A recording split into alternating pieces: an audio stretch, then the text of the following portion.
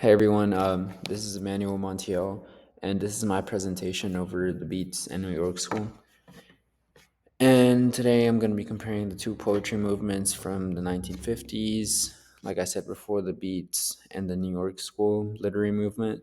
And I'm going to be looking at Allen Ginsberg's A Supermarket in California. That's for the beats. And then I'm going to be looking at Frank O'Hara's Lady The Day Lady Died from that's going to be for the New York School. And both poems talk about everyday American life, but they look at it in totally different ways. So let me move on. Let me start with the beat era. The beat school started in the 1950s, and these poets wanted to break away from boring traditional American life, and they were influenced by three things: the Cold War, which was a reaction. Sorry, the Cold War, which was a major nuclear conflict between the U.S. and Russia. World War II. Counterculture, which is where people started rejecting materialism and capitalism. I think that's one video mentioned, but and also like the jazz and Eastern religion, which made poetry feel free and spiritual. And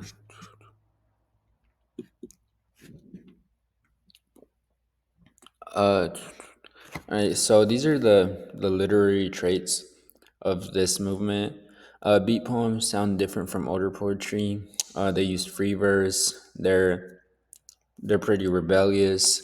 They explore things like freedom, loneliness, and spirituality, and things about like that people before wouldn't really speak about. They were a whole lot more open. The beats wanted poetry to feel real, not something fake that was controlled by society. And this brings me to the first poem I'm going to use, which is The Supermarket in California. In this poem, Ginsberg imagines walking through a supermarket at night and meeting the ghost of Walt Whitman, which we read a lot about him early in the semester, which is a poet he really admired. The supermarket represents the American obsession with buying stuff and fitting in, like I said before, materialism. And he says, um, I saw you, Walt Whitman, childless, lonely, old grubber, poking among the meats in the refrigerator and eyeing the grocery boys. Here, Ginsburg feels like Walt Whitman also would be disappointed about how materialistic America has become. And then he says, the whole family's shopping at night, aisles full of husbands, wives, and the avocados. He's showing how everyone is caught up in this routine, but it feels empty. The poem fits the beat theme of rejecting conformity and searching for something deeper and more spiritual. And then the other literary movement, New York School. The New York School came around the same time, but it had a totally different vibe. These poets lived in New York City and hung out with painters and musicians and artists. Also, now that I mentioned New York, the beat and the literary movement, it did start in New York, but it was it really kicked off in San Francisco, California.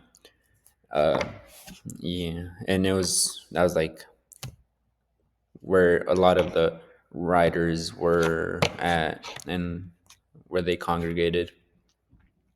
But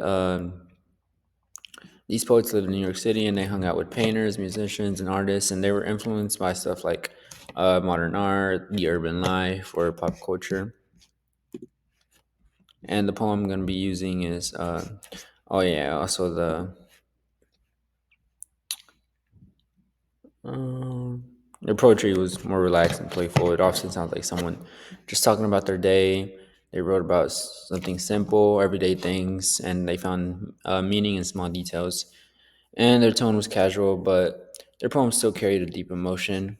And that brings me to the the poem that I, the literary text that I used for this. Um, the day lady died. Sorry. In The Day Lady Died by Frank O'Hara, he describes a normal summer Friday in 1959. He's running errands, getting a shoe shine, buying a magazine, stopping at the bank, and picking up gifts for his friend. But and the poem, when it starts, it says it is 12:20 in New York, a Friday, 3 days after Bastille Day. Yes, it is 1959, and I go get a shoe shine. It feels really conversational, like he's just talking. That's what makes O'Hare. This is what makes O'Hare's poetry so real. It's written in the moment, but at the end, everything changes when he remembers hearing Billie Holiday's sing. And I'm sweating a lot by now, and thinking of leaning on the John door in the five spot, while she whispered a song along the keyboard to Ma Waldron, and everyone and I stopped reading. This line shows how a simple day can suddenly become emotional, and that's really what a lot of us at times go through. The memory of her singing hits him hard, and it's personal, not dramatic, but pretty impactful.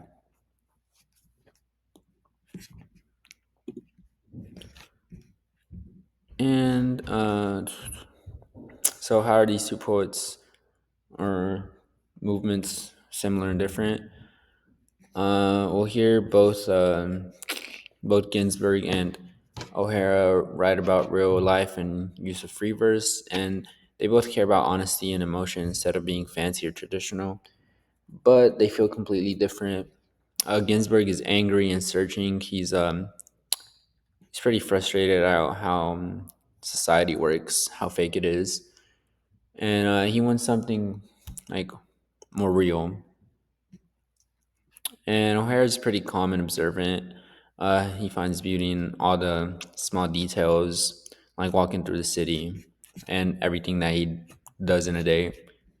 And Ginsberg he looks, uh, in these two texts, they kind of look a little different. They view differently. Ginsberg, he judges the world around him.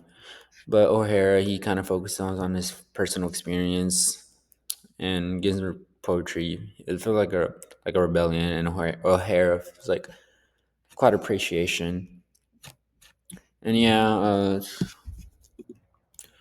well, thank you for listening. I know this was a whole lot, way over 3 minutes, but um, this is really all that I had to say. Well, Ginsberg and O'Hara, they both helped change modern poetry.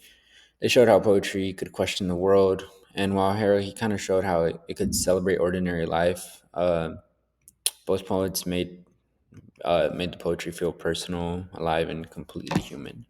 Well, thank you for listening.